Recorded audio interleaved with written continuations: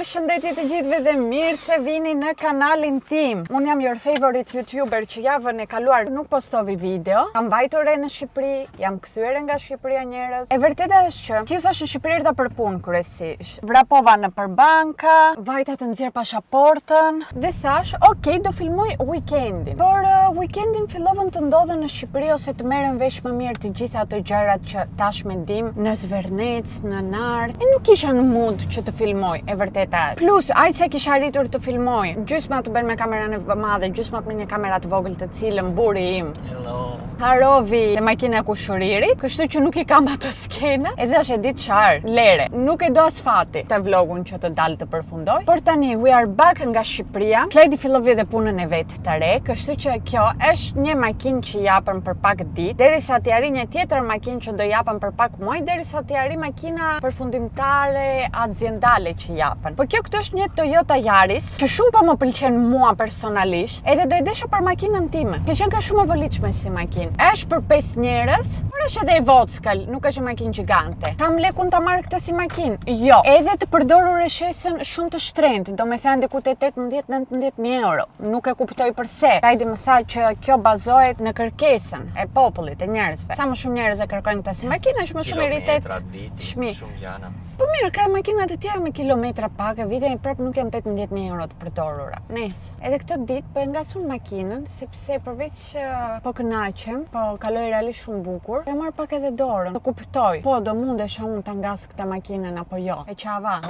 Shumë mirë e bëra, bravo më qoftë. Po krenarin që kam ndjerë këtë javë si njeri për popullin shqiptar, nuk e kam ndjerë asnjëherë. Mbase unë para se të filloj YouTube-in nuk jam informuar shumë për Shqipërinë, nuk kam parë të rejat e Shqipërisë aq shumë, edhe nuk njoh protesta që mund të jenë bërë që para këtyre 7 viteve që unë bëj YouTube të paktën. Mbase janë bërë protesta një lloji edhe kaq të mëdha dhe kaq ditë të zgjasën. Nuk kam info unë. Por në këto 7 vite që unë jam marrë me YouTube-in, nuk jam bërë këtë lloj protestash. Edhe të them që më mbushet zemra me krenari sa herë që hap rrjetet sociale dhe ju shoh që çdo ditë jeni atje, çdo ditë, edhe më shumë. Edhe t'ju shoh që shkoni jashtë kafeve, I thrisni edhe njerëzve që janë në kafe që të dalën me ju. Edhe ta krenare ndjem për të gjithë ata njerëz që flasin edhe gjykojnë e kritikojnë, sepse tani është një moment për të gjykuar e për të kritikuar. Të gjithë ata njerëz që janë kundra popullit, edhe njerëzit që heshtin janë kundra fundja. Unë me Kledi nuk patëm mundësinë të vim te protestat, sepse si ju thash weekendin do ishim ikëm, por po organizojnë protesta edhe neve të diasporës, edhe neve emigrantët do bashkohemi të gjithë, kudo që të jemi, do dalëm nesër rrugëve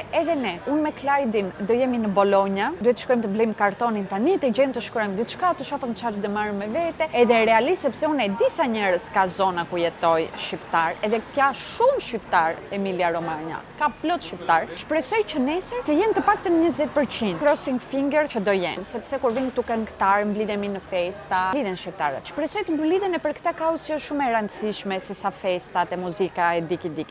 Edhe shpresoj që në përgjithësi shqiptarët mos mblidhen më në festat që do bëhen nga njerëz që kësaj radhe nuk e mbrojtën Shqipërinë, edhe kauzën e shqiptarëve. Nuk e kemi kulturën e cancelit ne në Shqipëri, domethënë sot I shajmë ato vitat që heshtën e nuk flasën, e nesër shkojmë mbushëm prap koncertet. Shpresoj që kësaj radhe do ndryshoj kjo gjë, edhe do futet pak më shumë kultura e cancelit, edhe pse nuk jam 100% dakord me kulturën e cancelit, sepse një njeri mund të gabojë, pastaj ta kuptoj, të kërkoj falje dhe të mundohet të rifutet të komuniteti vet, edhe duhet japëm mundësinë. Por shoh Noizin për shembull, që juve e dini që unë në përgjithësi kam pasion në të rë, që dele bën në ca story shumë denigruese, kalor tepër të ulët, me zero kulturë dhe edukat. E I thotë njerëzve që e ndjekën edhe që fundja fundit e kanë çuar atje ku është sot, të mbyllën gojën edhe që I kemi çar shkopin e tij magjik. E kam frikë që do I thotë këto gjërat e pastaj barabart në deri pas nesër do e harojmë, edhe do shkojmë do këndojmë oter me zemër, oter me mall e njërin e tjetër. Vajte morë me fruta verdura, se që kur jemi kthyer nga Shqipëria kam vajtur thjesht paku në supermarket, kam marrë çfarë të mundesha, faktikisht vajta në supermarket që të marr të gjitha gjërat që më duheshin. Por nuk kisha monedha me vete, lek që të fushte karroca e të marr karroca. Kështu që mora ato të vogël, po çfarë nxena të brenda asgjë. Ne kam marrëm 2 kastravecka, 2 mollka, 2 bananka, po bëhet ashtu. Morëm sallatë jeshile me çepka të njomta, me balsamico, me parmigiano, me pulbe, çfarë t'ju them. Domatka tona klasike, që faktikisht duhet të rrit I laj të gjitha këto. Mora kastraveca, që në supermarket nuk po gjeja parmazalla. Qepar.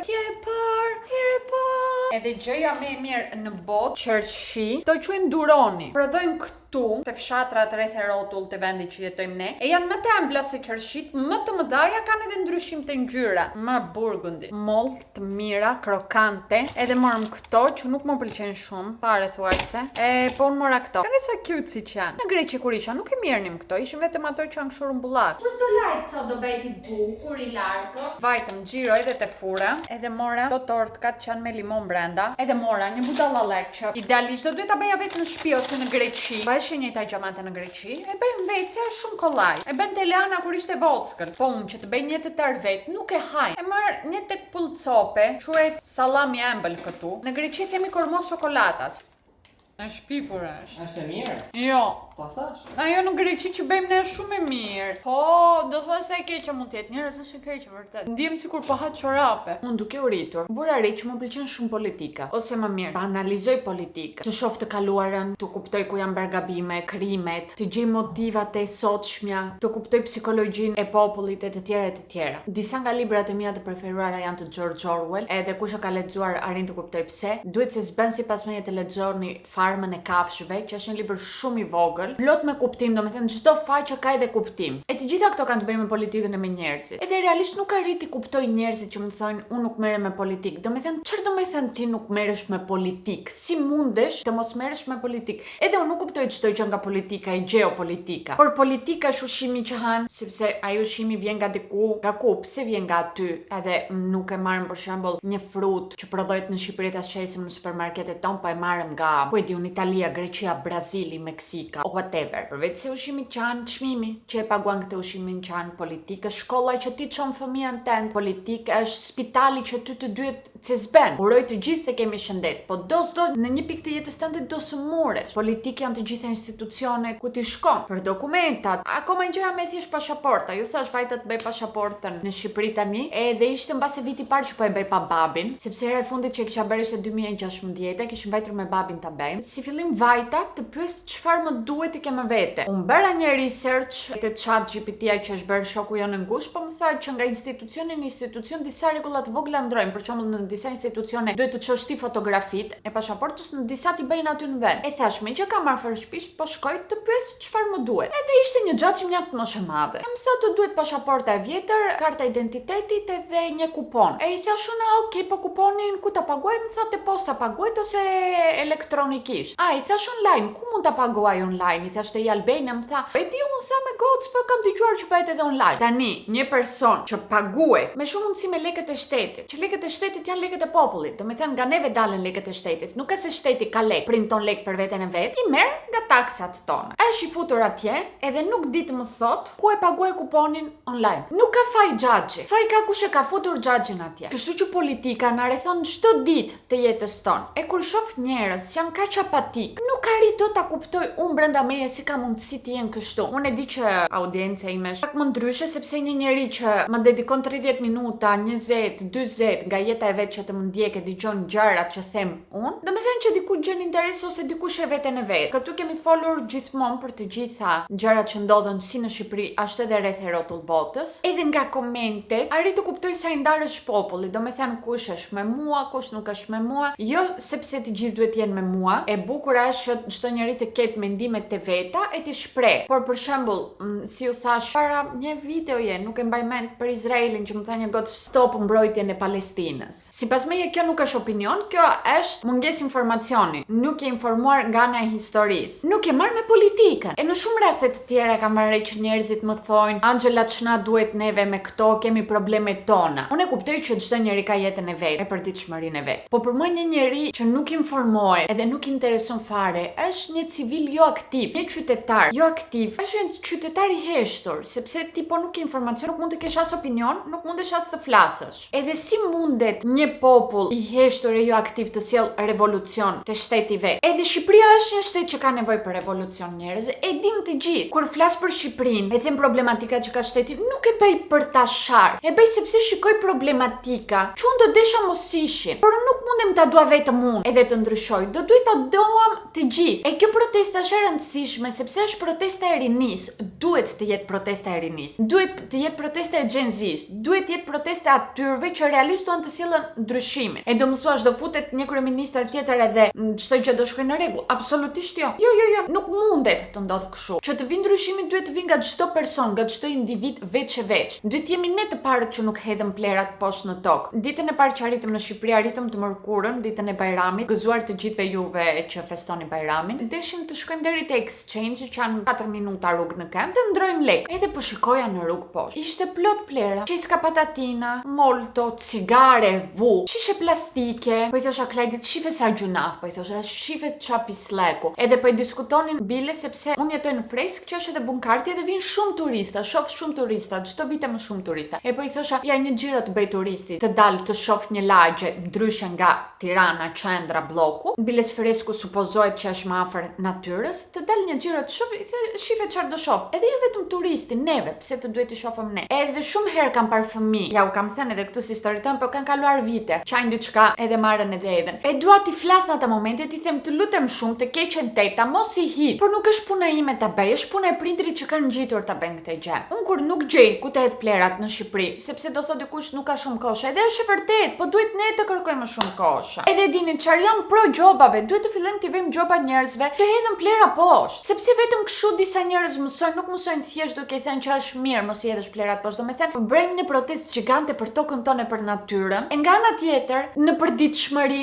nuk mundohemi të ndryshojmë ne, mos hedhëm ne plerat, i mësojmë fëmijëve tonë mos hedhëm plerat. Por në përditshmëri hedhëm poshtë, kjo është që më vjen inat, më vjen shumë inat ashtu këtë gjë para me. Do duhet të kërkojmë gjoba edhe kosha, e do duhet mos i hedhëm. Unë kur shkoj në Shqipëri nuk gjej kosha. Okej, e kam diçka në dorë duhet ta hedh. Njerëz e fus te çanta ime, derisa të gjej kosh. E fus në xhep derisa të gjej kosh. Prandaj them ndryshimi duhet të vinë nga ne, nuk mund të presim nga një shtet ose kryeministër të sjellë ndryshimin. Patjetër që ne do duhet të ndryshojmë kryeministrin, e kjo do jetë një hap. Po hapa tjetër është ne. Do duhet ne mos pranojmë korrupsionin, edhe mos e përhapëm me. Domethënë pika që arritëm tani këtu ku arritëm, nuk ka arritur sot për sot, nuk u bën në një ditë. U bën pas shumë viteve që ndërtohet kjo gjë. Shef shteti që populli e pranon korrupsion. E shef e ka bërë pjesë të përditshmërisë. Domethënë, si u thash, pasaporta do të nxjerrësh pasaport jep 2000 lekë. Unë personalisht nuk jap. E don të kalosh doganën jep 5000 lekë. Ndodh diçka në rrugë të ndalon policia jep 10000 lekë. Lek këtu lek aty thon shteti. Këta nuk flasën, nuk hapën gojën të thonë që ore prit nuk na pëlqen ky korrupsioni, ne do e ndalojmë. Këtu ku arritëm filluam me kriminalitetin e vogël. Tani kriminaliteti, lekët e mafias, dihet që janë ato që kanë ndërtuar Tiranën. Domethënë të gjitha ato zhvillimet e mëdha që shohim në Tiranë, kanë ndërtuar me lekë të pista e të zeza. Edhe dinin çfarë? Edhe pro zhvillimit janë. Jo atit që hedh në tokë një zonë të mbrojtur, sepse mund të bëjnë zhvillime në një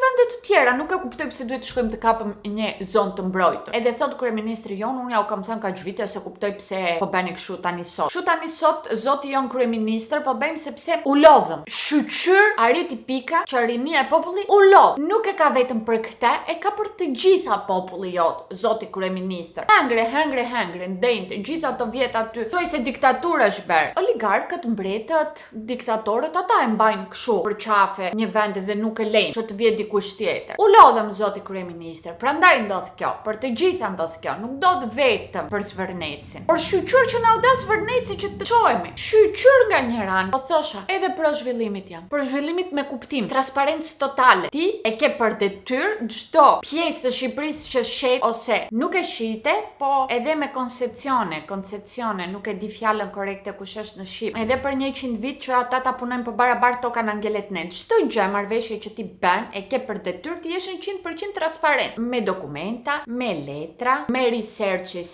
që kërkojnë nga ligji të bëjnë, me ku ka mbajtur këto lekë, se me që ajo është toka e shtetit edhe ti e jep, unë dua të di ku ka mbajtur ato lekë që ata të kanë dhënë ty për atë vendin. Ti ka dhënë ty, ja ka dhënë shtetit, ja ka dhënë popullit, i ka dhënë për mua. Ku janë ato lekët që i kanë dhënë për mua për popullit? Sepse ujë akoma sot nuk kemi, drita akoma sot nuk kemi. E do thot dikush, Angela, ku jeton që i bën këtë gjë? Njerëz të Fresku jetoj. Pa trafik jemi 15-20 minuta nga qendra e Tiranës. E pastaj nuk duhet të ketë vetëm bloku, drita edhe ujë që të quhet që Shqipëria ka drita edhe ujë. Duhet të ketë e gjithë Shqipëria drita edhe ujë që të quhet që i kemi. Nuk duhet të ketë rrugë të shtruara vetëm bloku që të quhet që Shqipëria u bre. Unë dua të di ato lekët e të gjithë këtyre investitorëve strategjik ku shkojnë. Se unë do një ndryshim të madh në spitale, në shkolla nuk po shoh. Ore mbasi edhe po gaboj, nuk i kam parun edhe ekzistojnë këto ndryshime dhe zhvillime. Jam dakord, më shkruani në komente të më thonë jo Angela, se shiko, këto janë bërë me ato lekët e këtij investitorit, këto me ato ato lekët e atit. E unë të them bravo, shikoni se investime që nga bërë për shtetin tim që nuk i njihja, edhe ti mësoj. Sepse unë deri tani po shoh një vend ku i varfër i bet gjithmonë më i varfër edhe i pasur i bet gjithmonë më i pasur. Pastaj sa e habitshme që media tona shqiptare nuk po flasën për një protestë që po bëhet kaq e madhe në Shqipëri. Si ju thash edhe vipa tona nuk flasën. Edhe më tregon diçka kjo, që me shumë mundësi nuk jetojmë në një demokraci. Do thoshte dikush, nuk e dikush? Jo unë, po dikush tjetër, mbase thoshte që nuk është demokraci kjo, ku ata që kanë zë nuk flasën sepse dikush tjetër nga mbrapa i mbyll gojën. Por kryeministri jon thotë që këto protestat i ka filluar armikët tonë. Pyeta veten unë kush janë armikët, pastaj dëgjova kryeministrin që njerë tha që janë iranianët, që kur i kemi armik iranianët nuk e di, është informacion i ri për mua. Pastaj tha grekët, që e kuptoj se grekët i kemi vite armiq. Nuk e mbaj mend po futi Serbin brenda. Po ai ka bërë të gjithë të tjerët përveç se populli shqiptar edhe të rinë. Nuk e di po jeton në një botë të vetën, apo është thjesht një taktik kjo mbase, them unë tani. Ku krijojmë një armik imagjinar, jo ekzistues, që t'i tregojmë popullit që unë di diçka më tepër. Ju duhet të keni frikë se janë ca njerëz të këqij që neve duan të na bëjnë keq, kështu që prandaj una i bëj gjërat që bëj, sepse ju dua t'ju mbroj. Edhe të kemi frikë nga armiku, jo nga kryeministri. Kryeministri bën çdo gjë për ne, drejt ta haj. E natë nuk fligjum, i shkreti. Për ne, obviously. Edhe se bëra edhe disa video në TikTok që po ipja mendimet e mia, më shkrojti një gocë që leri këto llafet, bën shumë llafe ti, po don të ndryshoj Shqipëria, hajde këtu kur bën votimet që të bësh ndryshimi. Edhe tani nuk e di të qesh apo të qaj. Nuk e dim të gjithë që edhe votimet me lek miren, do me thënë unë t'i jap kaq lek ty që të më votosh mua ose unë të ofroj këtë vend pune. Edhe votimet me korrupsion funksionojnë. Më fal që po ta jap unë këtë informacion edhe u shokove mbase. Dua shumë të shpresoj te kjo protesta, me shpirt dua të shpresoj që diçka do ndryshoj. Edhe sepse është weekend dhe diaspora ka organizuar protesta kudo këtë weekend që të jetë bashkë me juve, sepse shumë shavën edhe që jam tradhtare e shtetit tim sepse i ka emigrante. Ata e shohën kështu, unë e shoh që shteti im tradhtovi mua. Varet, çdo njeri ka optikën e vet, po prap diaspora historikisht edhe ka sjell lek në Shqipëri që të ndërtojnë shtëpi, që i ka dërguar familjarëve të tyre që ato lekët kanë vajtur në supermarketet shqiptare, kanë vajtur në spitalet shqiptare, në dyqanet shqiptare, e të tjera e të tjera e të tjera. Diaspora shqiptare mund të jetë nga ato të paktat që nuk e kanë haruar kur shtetin e tyre. Unë ja kam thënë gjithmonë që prindrit e mi nuk bënin pushime diku tjetër, shkonin gjithmonë në Shqipëri,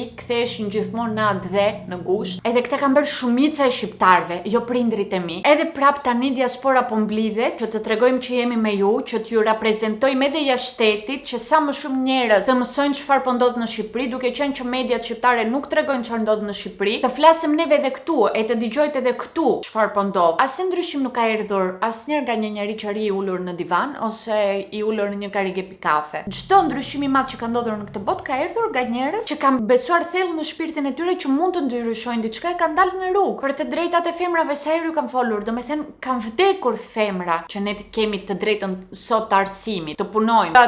I kemi diskutuar 1 milion herë. Asnjë ndryshim i madh nuk ka erdhur nga heshtja, po ka erdhur nga të rinj që kanë besuar thellë në shpirtin e tyre. Prandaj jam pro protestës, sepse të rinjtë e Shqipërisë duhet të kishin vite që kishin dalë që të bëjnë këtë protestë. Tu ku kemi arritur në Shqipëri, kemi arritur duke ecur në të ritëm me taktikën e prindërve tonë e të gjyshërve tonë. Edhe po e shohëm që nuk funksionon drejt që ta haj. Le ta ndrojmë. Kam folur shumë. Nuk e di si sa do vjen realisht nga këto që thash në video, por momentalisht janë 26 minuta që po flas. Edhe kam akoma, Piktori i zemrës time po përgatit këtu aksesoret që do marrëm nesër me vete, sepse unë nuk bëj perma të bukura fare. Merr gjithmonë përsipër Klajdi këtë pjesë sepse Klajdi edhe shkruan shumë bukur, por edhe vizaton shumë bukur. Prit burr, shikoni po bën një finikotero. Bravo burr. Taran! Kemi shkruar Dear Ivanka, Albania is not your Pinterest board. We are ready to go and protest. Mirë mëngjes. Po mundohem në përgjithësi në jetën time këtë periudhë të ha mëngjes. Është shumë i rëndësishëm mëngjesi, edhe si vakt brenda ditës, edhe unë që shkoj në palestra në mëngjes. Shkoj shpesh herë pa ngren, kjo gjë nuk bën mirë. Përse nuk e kam shumë kollaj, çfarë konsumoj kos? Por jo, çfarë do lloj kosi. Përveç se jam e fiksuar me fajet, se është vetëm një markë greke e sjell këtu në Itali, ato kosat e tjera që gjej janë shumë si të ujisura. Shikoja unë nga influencerat grek këtë kosim faje që ishte bërë mega super viral, me me fruta të ndryshme. Edhe më rritë te goja lëng. Mendoja që nuk do vi këtu, mendoja që e kam bërë për Greqinë atë pjesën. E kur shkoj në supermarket para ca ditëve, çfarë gjej? Tatan! Kjo është me vanilja, kjo është me mango e passion fruit. Të dyja janë fantastike, por kjo është bërë obsesion i jetës time. Si fillim kujton një kos që haja kur isha e vogël, ato Danonito, Danonen. Kam filluar e haj edhe si snack brenda ditës, sa herë që dua diçka të ëmbël, marr hap kosin edhe am. Ose klek për shembull, njerëzit e tjerë normal hajnë akullore në këtë periudhë, unë dua ta akte kosin. Të gjithë këtë muhabete bëra që t'ju them që po i gjetet në supermarket duhet se s'ben ta mirëni, se s'ben. Provojeni. Do më kujtoni. Kam edhe një shtëpi rumuj të cilën dua ta mbledh se si thash do ikëm në Bologna sot, por idealisht para se të ikëm do pastrojmë një çik, kështu që do ja dedikoj në gjysmën e ditës shtëpisë, do ta ndroj edhe çarçafët, tu ka ca që dje edhe ato që bërëm sot në mëngjes, që idealisht do e nikur. Unë thoj si gjithmonë fillojnë nga inat punët e shtëpisë. Juve nga ku i filloni?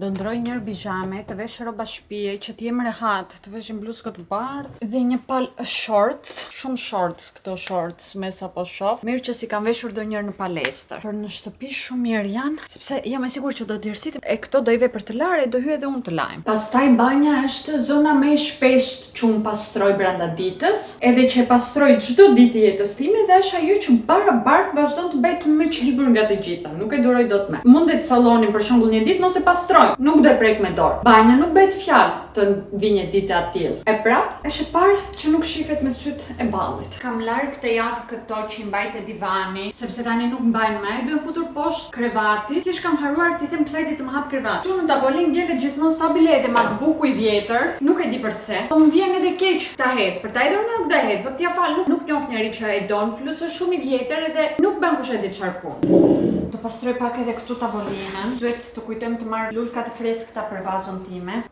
Shkojmë t'i shkundëm këto bashkë me këto.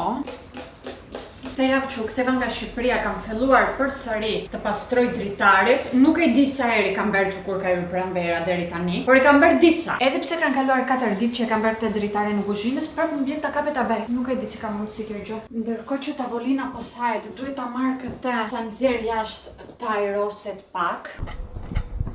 Të ndrojmë tani edhe çarçafët, që t'i kemi gati për javën të bukura, të larka të profumosura. Paktën tani në verë nuk është nevoja t'i vëmë jorganit atë çarçafin e jashtëm, që e kam tepër shumë bezdi në përgjithësi. Jam qenë këtu tak te krevatin të ve ato mbulesat poshtë. Hajde Angela, ke 2 vjet që shkon palestër, jepi.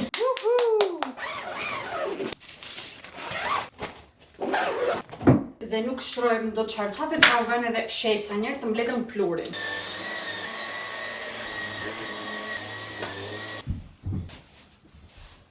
Çarçafët edhe këllëfët lino në këtë periudhë janë gjëja më e mirë që ekziston për të mbuluar. Do mbaja edhe çarçaf lino, por e dini çfarë? Ai ndes shumë kondicionerin në darkë, edhe un kam ftohtë me çarçaf, prandaj mbaj atë jorganin e holl. Për momentin mirë jemi me kaq këtu. Kaloni dhe juve kur bëni punët nga dhoma në dhomë. Hapni një, nuk e mbaroni, e lini, filloni xhanje tjetër. Besoj kështu jemi të gjitha. Dini çfarë, po mendoj mos ve këtë që e kam bler këtu në mes të tavolinës, si centro tavola se i thojnë italian. Por nuk e di po do jetë bukur apo do jetë fail. Sigurt mungojnë lulet që të plotësojmë pak situatën. Mos duhet i vija një centro. Më duket ishte më mirë më përpara. Po ishte më mirë se kështu sikur bëhet shumë rumuj në një vend. Nëse rëndësika që e provova e vendosa që nuk më pëlqen kjo si ide. That's totally fine. Dua të bëj diçka këtu në mes të tavolinës, dua të jetë diçka më e madhe, se tavolina është shumë e madhe, nuk i shkojnë gjërat vogla. Po nuk e di çfarë dua, e nuk e kam gjetur, nuk më ka dalë diçka para që kam thënë, kjo do ishte perfekte. Whatever. Po bëj pak edhe këto dollapet para se të kaloj te fshesa e te lecka.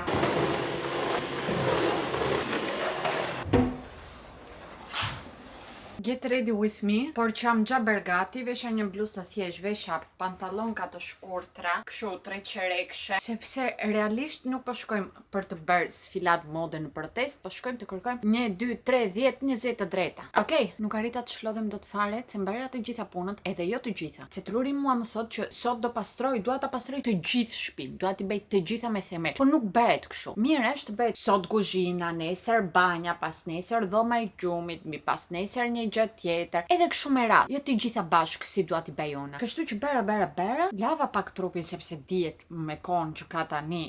Është verë, djersitesh edhe u vesha. Edhe do ikëm. Jemi pak herët faktikisht, po thash më mirë të arim pak herët se derisa të parkojmë, do hecim në këmbë, pasi të ulemi të pim diçka të freskët kur të arim atje ose një kafe, të vesh këpucët e kuqe. Kuqe e zi. Nuk e di po shkojmë këto pantallonat përgjithësi me atlete. Vesha pantallonat të gjata si përfundim sepse ato të shkurtrat duan taka, unë nuk do shkëm protest me taka. Dhe shkëm hall që do plas vapi tani. Dhe një qarë, nuk kam bateri shumë te po ju fik. Ndjej një emocion të fortë që do shkoj të reprezentoj atë dheun tim.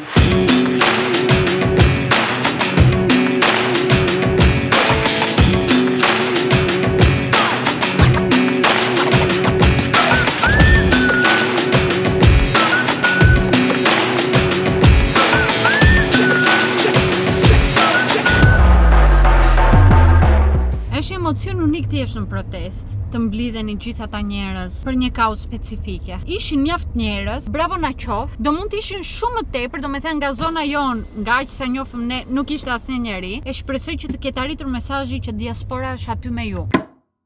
Unë kisha bler apo stafat një xhem që ngjitet te xhami edhe vjet Osmo Pocket 4 ime që të mundem të ngasem mos ke merak për kamerë. Edhe kam haruar te makina Aziendale vjetër e Clyde-it, ajo që kishte para se të marr këtë terren që po ju thosh. Shpresoj që sot do shkoj të ma marr, sepse ngela prap pazja. Per jam në makinë, jo sepse do shkojmë palestër, do shkojmë pasdite sot në palestër, po sepse duhet të shkoj te posta, të le një pako vintage që e kam bërë gati. Dje me zor më këtë zën gjumi nga ajo që kisha për brenda, që po mendoja. Nuk e di po ja u thash dhe po takova edhe disa nga ju të protesta, që është shumë kënaqësi e madhe në përgjithësi të takoj. Po një gocë më tha që Angela unë mora vesh për protestën nga ty, nga storit që e vure, edhe nuk e di. Unë ndjeva sikur bëra diçka të mirë. Unë ndjeva sikur puna ime u fut në funksion për diçka të mirë. Edhe isha shumë e lumtur, edhe dje dhe sot jam zgjuar shumë e karikuar, shumë e mbushur si njeri. Po pëlqas vape njerëz. Duhet të nisem se nuk më funksionon e kondicionerit e smarti. Po ja u kam thënë, duhet të shkojmë ta mbushim kondicionerin. Mbushet kondicioneri, nuk e di unë këtë gjë, po diçka të këtill duhet bëj. Ma lejoni të bëj edhe një unboxing sepse dua t'ju tregoj gjërat që janë këtu e pastaj t'i vënë për vende. Është një pako shumë e rëndë ka shihni sepse ka këpucë kryesisht. Shumë të bukura, edhe dini çfarë, kjo marka do ju tregoj pastaj ka pakat më të volitshme, shumë seksi. Nuk janë për në këtë periudhë, janë më shumë për në dimër. Kjo është marka për të cilën e kam fjalën, arrin gjithmonë me këtë packaging. Shkruhet kështu kuço, kuko. Desha një palë kafe, gjeta këto që kanë. Edhe fjongon e thash, ok, do i marr CSB. Janë fantastike.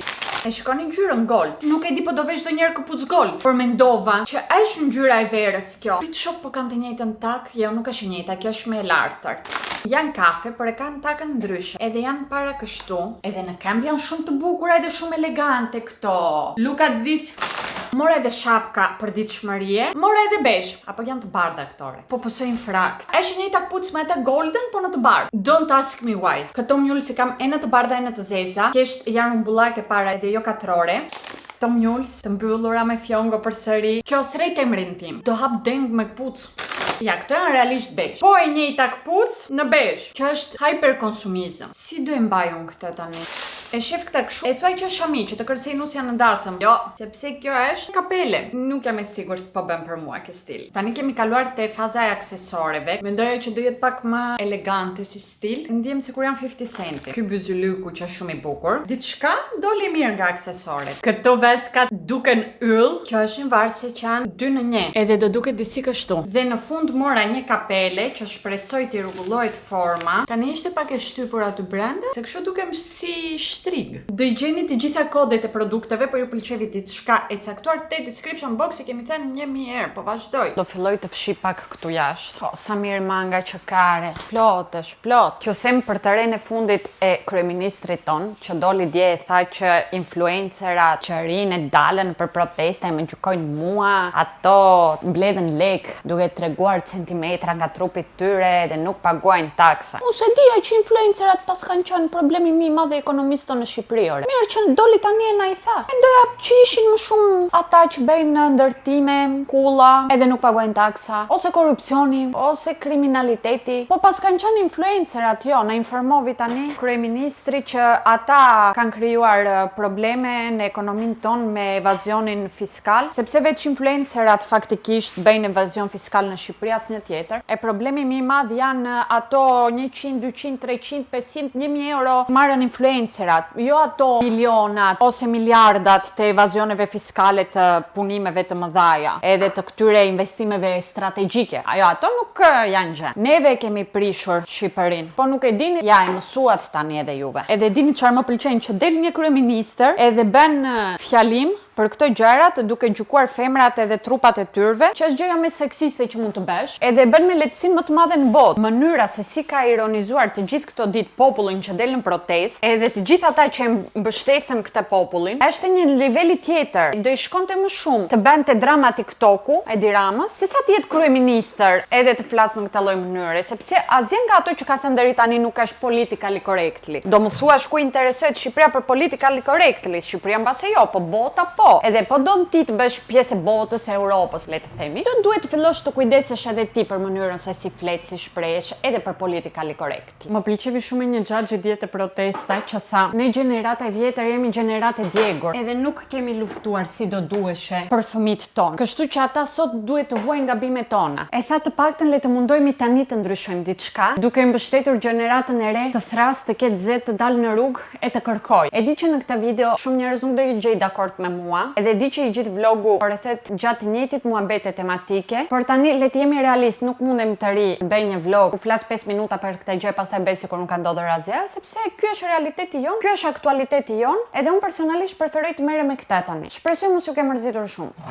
Do kaloj pak edhe te plurat këtu. E shita edhe llambën që kisha bler që ishte këtu, sepse nuk shkonte fare këtu, e vërteta është. Por më pëlqente si llambë shumë, edhe kisha menduar ta mbaj për te salloni, për ditën që do i ndroj sallonin, sepse dua gjatë ta ndroj sallonin tim. Shumë kja kam thënë Klajdit këtë gjë, është një informacion që kam unë, edhe po ja u jap edhe juve, po Klajdi nuk e din akoma. Edhe tani po kërkoj llampë tjetër për këtu te dhoma që ti shkoj. Nuk e di se kur do i gjej, po jam e bindur që do i gjej, edhe e manifestoj çdo herë. Qenka ime don të haj, kështu që do i laj pjatkën e vet, i përgatis drekën, po dëgjoj lavatriçën që po bën bi bi bi bi. E kjo nuk është asnjëherë shenjë mirë. What is going on? Error. Çfarë keqe të ndodh? E vazhdoj unë me punën që e nisa. Duhet ose të gjej librin e lavatriçës që nuk e kam iden ku e kam vënë, që e kam, po ku nuk e di, ose ta pyes chatin çfarë është E30 te modeli lavatriçës time. Sepse edhe kjo më duheshe. Na kanë marrë mësysh. Ciao bella, ciao ciao ciao. Nuk do ju filmoj gjithë ditën sot, sepse duhet të filmoj edhe gjëra të tjera, po ne do shifemi si gjithmonë te video e radhës. Mua.